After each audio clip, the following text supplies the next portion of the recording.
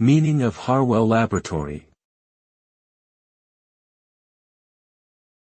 Harwell Laboratory. Harwell Laboratory. Harwell Laboratory. Harwell Laboratory. Harwell Laboratory was a research center in the United Kingdom which conducted pioneering work in nuclear physics, engineering, and materials science from the 1940s to the 1990s.